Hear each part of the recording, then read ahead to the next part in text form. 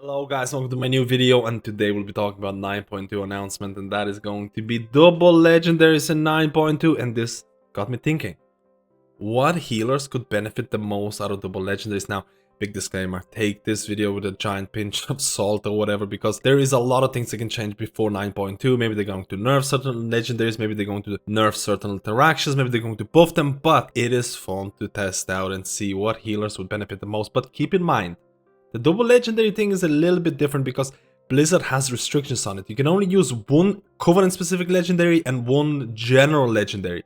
So depending on which Covenant you have, you might be locked into using that Covenant. Is that going to change certain raid compositions or meta? Let's go and find out, and we're going to be using questionably epic and sub-creation to determine legendary choices. So first we're going to try out Mistweaver Monks, honestly, because I think Mistweaver Monks are going to benefit the most out of double legendaries, and it's not a far-fetched statement to make because monks are pumping HPS in raids and in Mythic Plus to some extent, depending on which Covenant you go. So, Ven tier specific legendary. So I'm assuming you're going to be using Sinister Teachings, which is the Ven tier Mistweaver Monk playstyle, and you can see the HPS or estimated HPS value for this legendary.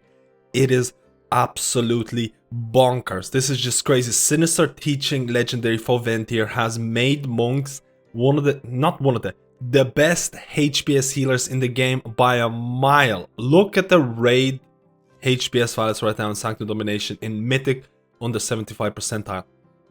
It is insane. And this is all because of Ven tier and Sinister Teachings, because of the Fallen Order type of playstyle. It is crazy. So now you get to use double legendaries, and let's say you combine Sinister Teachings with Ancient Teachings of the Monastery, which again still has really high HPS value.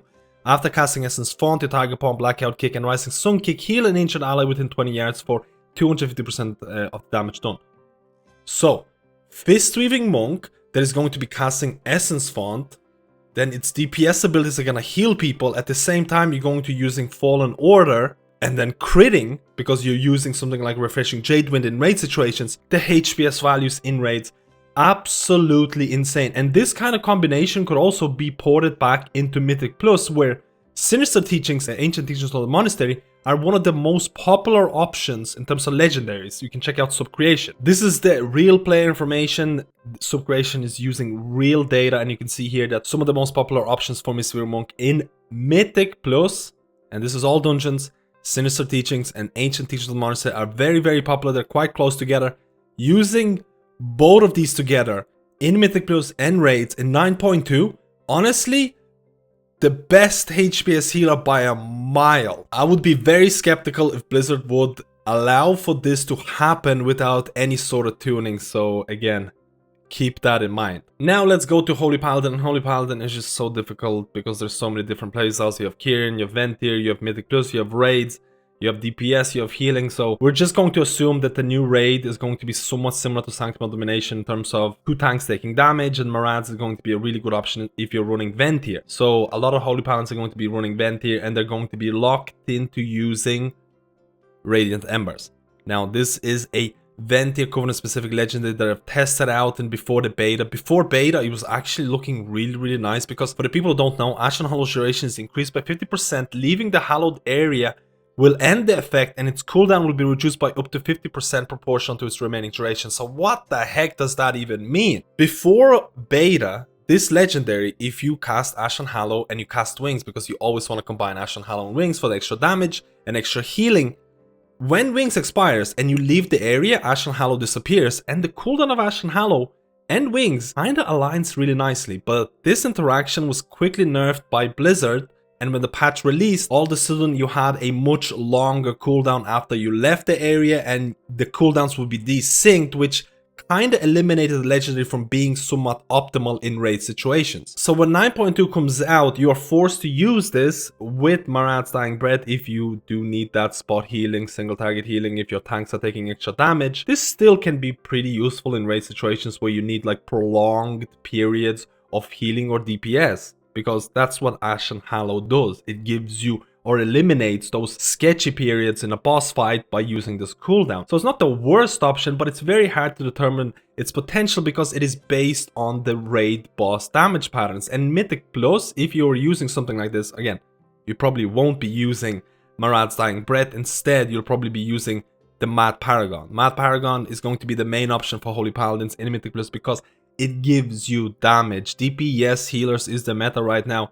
Anytime you can improve your DPS as a healer, go for that option. So in Mythic Plus, Mad Paragon and Radiant Embers, I guess it could be a decent option because if you're not that good at managing your cooldowns and all of a sudden use Ashen Hallow at the wrong duration, stepping out of it will remove it and reduce his cooldown. So I don't know where I'm going to put the value in terms of Mythic Plus because it's just generally hard to compare. Now, if you're not going to run Ventir, Marad's Dying Breath, or if it's not going to fit in the new raid, you can still go with the Ventir default, which is like, you know, the shock barrier, and you're still going to be forced to use Radiant Embers, which again will fall to the same kind of discussion that it did at the start. But what's happening if you go on Kyrian? So if you go Kyrian, if you're a Holy Paladin that's gonna go Kyrian, Covenant, Shock Barrier is just the way to go. The extra holy shocks you get, Divine Toll, it's just a lot of holy power generation, a lot of holy shocks, a lot of shields, and you'll be forced to use Divine Resonance, which is the Kyrian specific legendary, which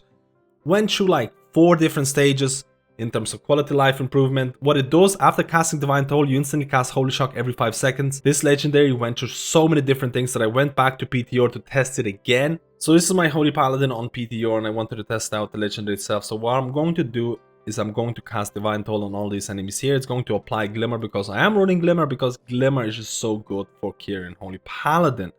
Extra Holy Shocks, extra Glimmer, extra Holy Power. It's really, really nice. So I'm going to cast Divine Toll, it's going to apply Glimmer on everyone, and then it's going to cast Holy Shock on my current target. So Divine Toll, they all got Glimmer, I'm going to apply it on myself, I have myself as a current target. You can see here, Holy Shock casted on myself, applied Glimmer again. I'm going to use this as my next target. It casted Holy Shock, it applied Glimmer, it's going to cast another Holy Shock, it's going to apply Glimmer again on them. My Holy Power is through the roof. You can see here how this legendary interacts in real life situations. Is it gonna change? I'm not sure. So as a Kyrian Holy Paladin in raid situations, you might be looking at Shock Barrier and you might be looking at Divine Resonance, which is not too bad. You can see here the Shock Barrier is just insane value. Divine Resonance is not as good, but it's not a bad combo to have because you're locked into this choice at least for raid situations. For Mythic Plus, again, you're probably going to be replacing Shock Barrier for Mad Paragon. If you want extra damage, if you feel like you need that extra healing or that absorbs, you might be still running Shock Barrier. So there is HPS and DPS options that you can choose as a Holy Paladin, but the value of the Radiant Embers is very hard to determine because I think it is very, very situational. Now let's go to Restoration Druid, and Resto Druid is one of the winners in terms of raid HPS performance based on equipping 2 legendaries, because again, Celestial Spirits is one of the most popular legendaries for Nightfire. You're going to be running Nightfire as Resto Druid in raids. The cooldown on Convoke the Spirits is halved to 1 minute, but the number of spells only reduced by 25 to 9 from 12. Convoke the Spirits has an increased chance to cast Flourish. Flourish is going to extend your HOTS and things like that. And then if you combine this with something like Vision of Unending Growth, Rejuvenation has a chance to create a new Rejuvenation on nearby target on tick.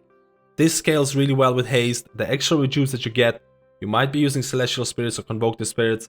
That's going to extend your rejuvenations. You're looking at certain synergy here in raid situations, which is going to improve your overall HPS, more HOTS, extend those HOTS and things like that. So now if you're looking for Mythic Plus, honestly, there's a lot of talk about this and it's genuinely really hard to predict because I do feel that Resto Druids in Mythic Plus situations right now, there is a very secret, or I'm not going to say OP, but a very good build with Kyrian and Kindred Affinity. So if you're using this legendary, if you're using Kindred Spirits, you're basically going to give stats to other DPS members, which can a lot of times be considered something like a PI from Priest, but on a shorter cooldown. Really hard to estimate the pure potential because certain specs benefit more from this buff than others. Like for example, Fire Mages can have an insane value if you have a Resto Druid who's going to use this empowerment or bond on you during specific periods or times when you have your cooldown. Let's say you're a Kyrian Resto Druid who's doing high Mythic Plus dungeons, providing support, providing damage.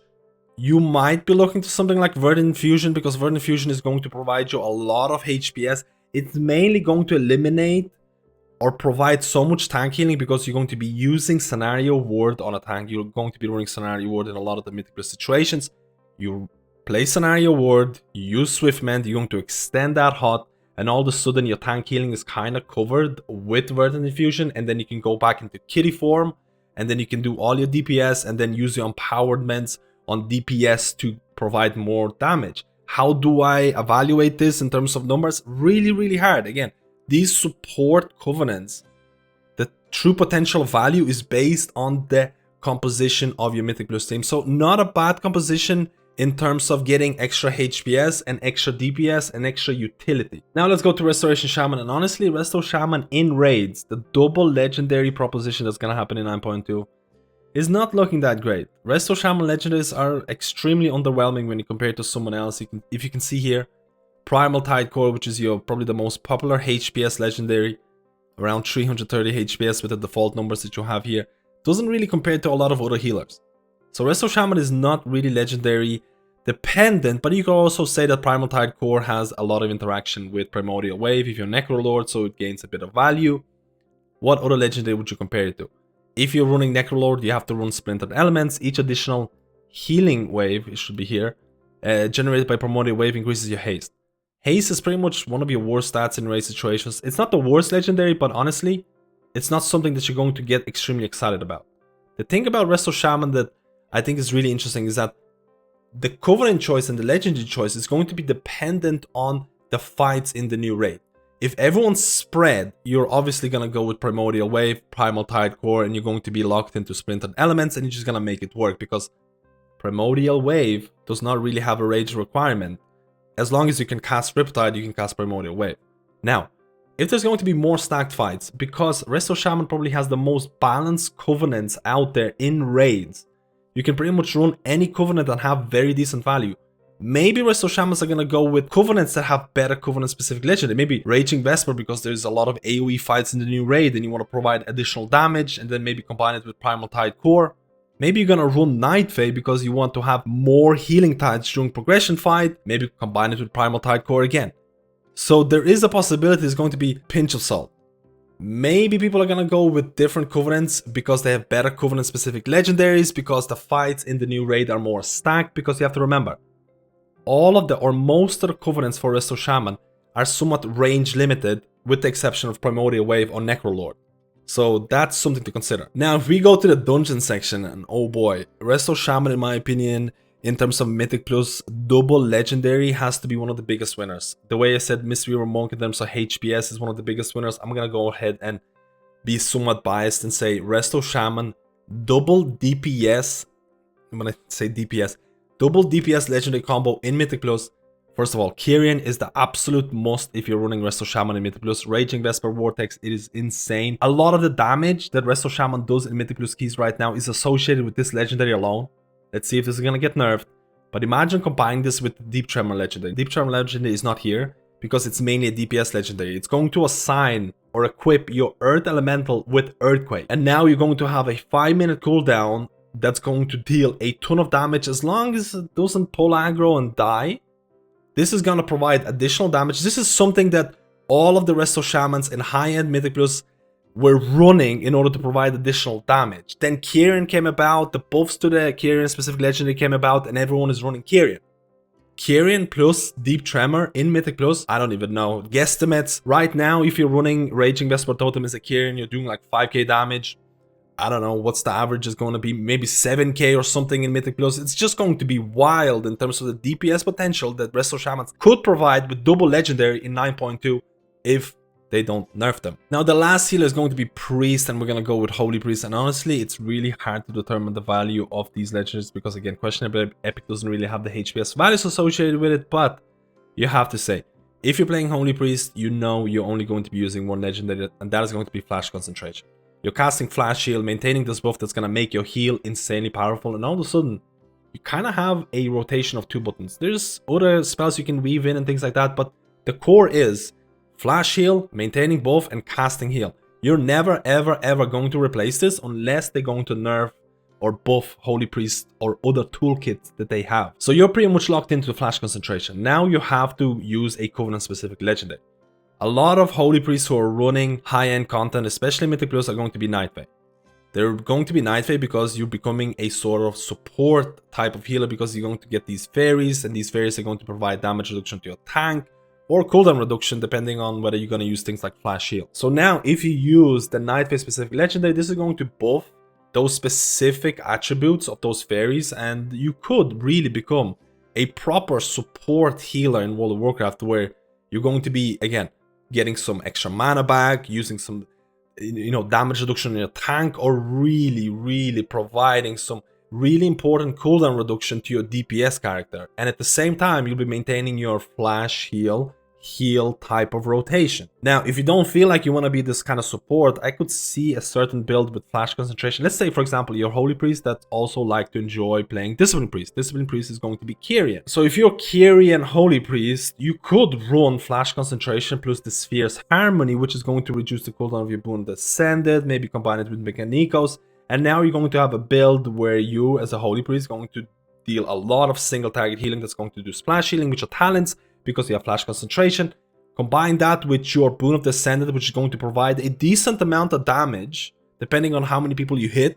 And now you have a Holy Priest that is more oriented towards DPS and good healing, or you can have a Holy Priest that's going to go Night Fae and be a full support healer with very good throughput. And the same thing could be applied in raid situations possibly. Again, let me know if you're playing Holy Priest, which combination you would like to see or could be really overpowered, because Holy Priest Covenants are pretty equal in terms of what they provide, so you can have a lot of juicy combinations here that I might not see instantly. So now let's go to Discipline Priest. In Discipline Priest, again, there's a lot of hidden potential in terms of the legendaries that they have, and there is not a lot of them have HPS value, so again, pinch of salt, I would think. But if you're raiding as a Discipline Priest, you're going to be running Clarity of Mind. You're going to have Kyrian, because Boon of Descended with Kyrian is just really strong.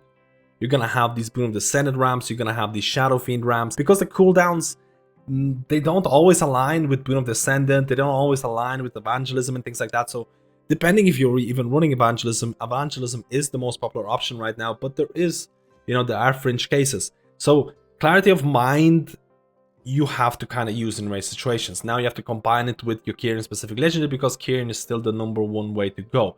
If you're running Sphere's Harmony, you're going to have cooldown reduction on your Boon of Descendant. Now, this cooldown reduction is going to be amplified if you're facing a raid boss fight which has adds, and there's damage happening at this, and then all of a sudden your Boon cooldown will have to be very skeptical about this. But if there's going to be a lot of fights in the new raid where there's going to be adds, and you can have, with Sphere's Harmony, with Clarity of Mind, you can have Boon and reduce the cooldown of Boon by a significant amount, there could be some real significant value here. If you look at Sanctum Domination, if you look at the amount of boss fights that had adds in them, you'll probably be somewhat skeptical. But it'll be very interesting to check out, and something to really keep your eye out. Now, if you're running Mythic Plus as a Discipline Priest, you'll be running Kyrian. Again, of course, it is the #1 way to go, and you're going to be running Sphere's Harmony with Mechanicos. 1 minute Boon of Descendant. If you hit enough trash packs with your Boon of Descendant, all of a sudden you have a lot of atonement transfer. Affixes like Grievous no longer bother you because you have Boon every 1 minute. It is insane. Now, the second legendary that you could combine in this case, again, I've looked at some of them, but I do feel that you're probably going to be running Twins of the Sun Priestess, which is going to give you PI when you PI a friend. So all of a sudden you're going to be providing external DPS to your mages or whatever you want to give the PIs to. You're going to get PI, and you're also going to have Sphere's Harmony and Boon of Descendant on 1 minute cooldown, which is going to give you additional value in Mythic Plus. Now, looking at the combined value for healers, it is honestly, you can't even make a prediction at this point, because if you look at these support legendaries like Kyrian, Resto Druid, or something like a Night Fae Holy Priest, how do you even put a value for those legendaries when they really depend on your composition? So there is not a lot of things that I can do in terms of, hey, this is going to be the best. But my early predictions or my early estimations from this very long video, if you're looking for HPS, honestly, Mistweaver Monk, the double HPS legendaries that you can get with your Ventier, with your Ancient Teacher of the Monastery, I don't think there's going to be anyone who's going to be even close to beating the pure HPS. There's no way they're going to let this go the way it is, because I think Blizzard is going to be very scared about Mistweaver's solo or double healing certain boss fights, because their HPS is going to be so big. In terms of Mythic Plus and the DPS, I'm very excited about Resto Shaman. I have to mention, like I talked about, the fact that you can run Kyrian, Resto Shaman, you can have Deep Tremor legendary. All of a sudden you have 2 legendaries that the main purpose of those legendaries is to provide DPS, and in the meta of healer DPS, it's really important. Now you have to keep in mind what is going to be season 3 mythic plus affix. Maybe it's going to be something like prideful, which requires a bunch of healing, and maybe those DPS legendaries are going to lose a little value. I doubt it. I still think Resto Shaman DPS is going to be insane, but at the same time, on the flip side, Resto Shaman raid legendaries are not looking really that great.